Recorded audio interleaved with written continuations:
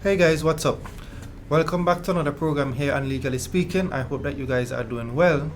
I'm very happy that you guys decided to join me this evening.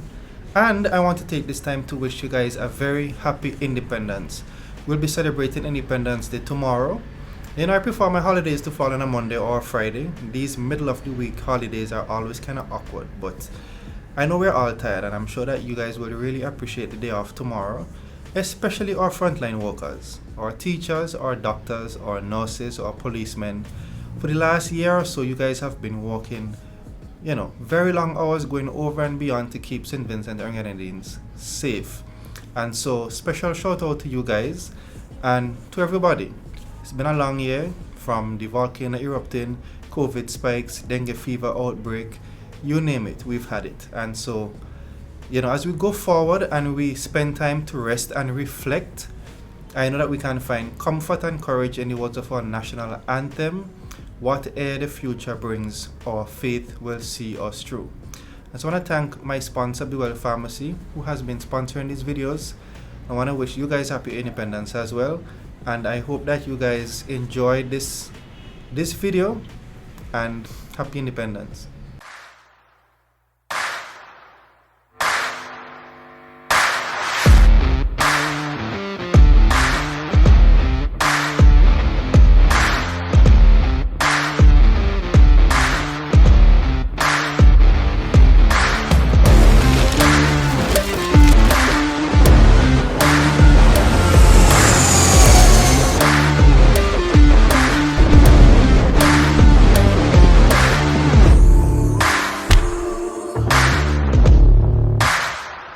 For the last 3 videos, we've been talking about property, real estate. In the first one, we spoke about buying property.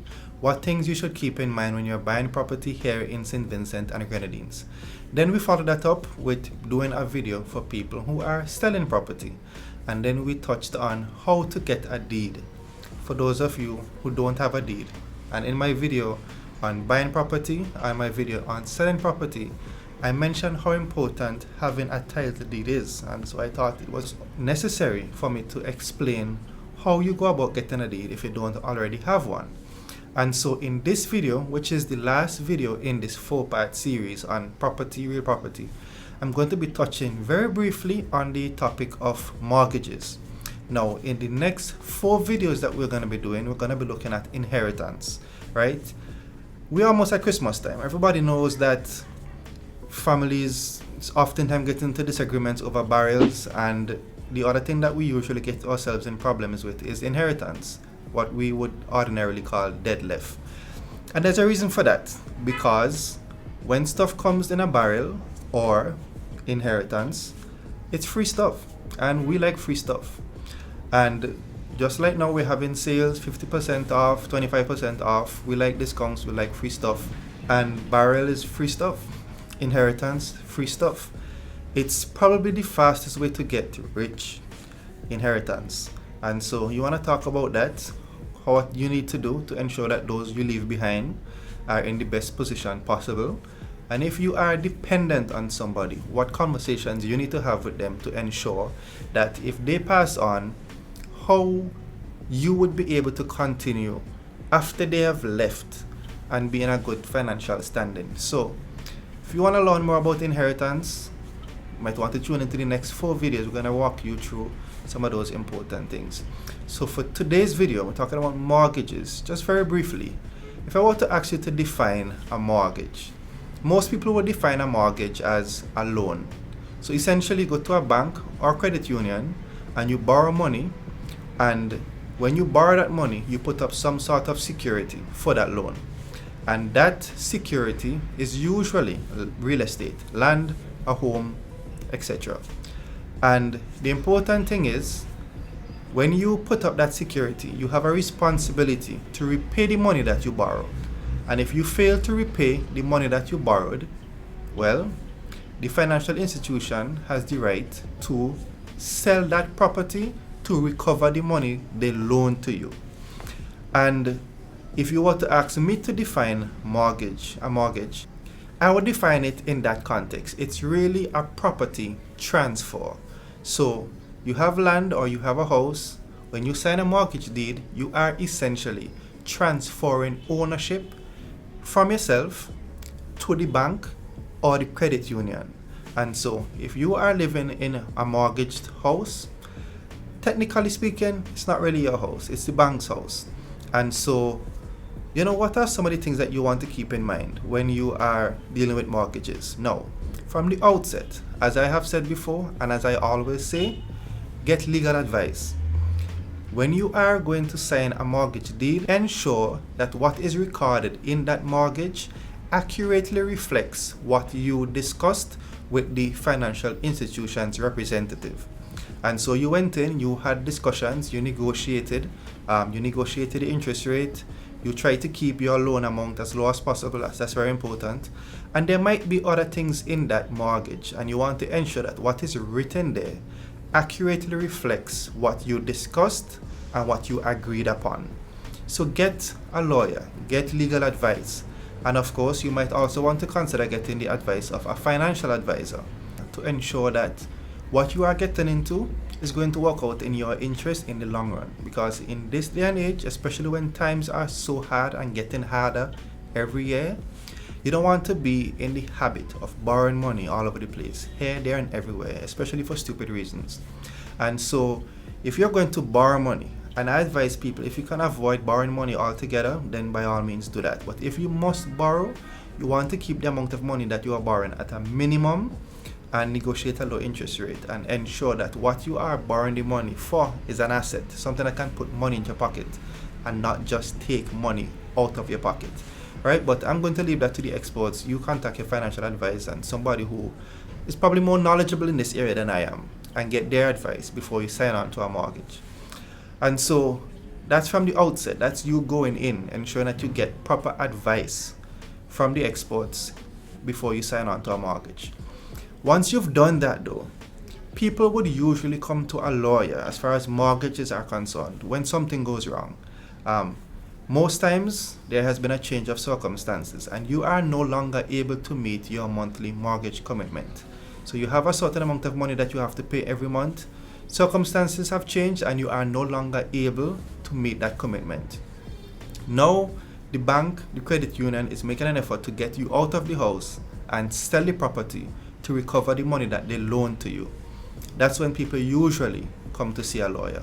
So what do you want to keep in mind? Now, the first thing that you want to keep in mind is when circumstances change, you want to think fast and act quickly. This is not a time for you to sit down and be on a go slow, because these things happen very quickly and it's important for you to keep up with what is happening around you.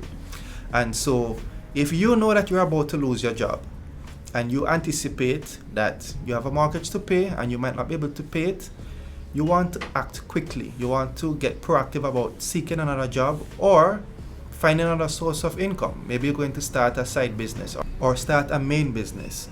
Or you can take that home that you have and convert it into an asset. You could look into the possibility of converting maybe the downstairs of the house into rental premises so that you can generate some income there to help you meet those monthly commitments. And if you are simply not able to come up with an action plan on your own to generate income, you could enlist the services of a financial advisor who could put some other options to you. Now, if all of that fails and the reality is you will not be able to pay the mortgage, you're about to lose the home, you can sell the property on your own instead of having the bank sell it for you. So this is something that you're going to have to act on quickly if you have already run out of other options. And so why is this important? This is important because when you borrow money, you have to repay the principal and you have to repay interest as well. And so if you default on your mortgage and you allow it to go into delinquency, what is going to happen is things are not going to come to a standstill. Your interest will continue to accrue. You can also attract late fees and legal fees. And the longer you allow your mortgage to be in a state of delinquency, the higher those fees are going to be across the board. And so we already know when the bank or the credit union sells your property, they are interested in recovering their principal and their interest, and you will get back whatever returns from that sale.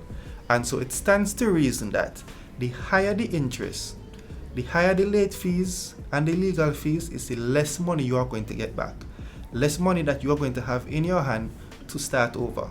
And so selling the property quickly could help you to keep the interest down so that it doesn't spiral out of control.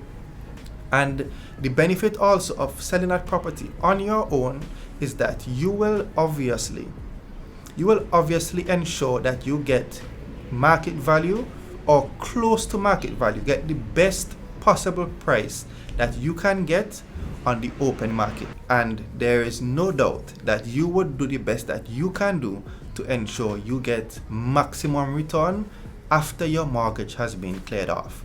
So that's one of the things that you want to do. The next thing is, let's say, okay, I've been trying to sell a property and I'm not getting through. The bank would eventually send you a letter to let you know, hey, your mortgage has fallen into delinquency, and it's usually called a letter of demand. The problem that I have is that most people, when they get those letters, they don't act on them. They take the letter and they put it aside. They throw it away. I don't know what they do with them. Roast breadfruit with it, I don't know. But you take that letter and you put it aside, and you wait until you get a court summons before you seek legal advice or start acting on it. When you get that letter, you want to seek legal advice at that time, and you also have the option of going into the bank, into the credit union, and having a conversation. The people at the bank, the people at the credit union, they are human beings, just like you.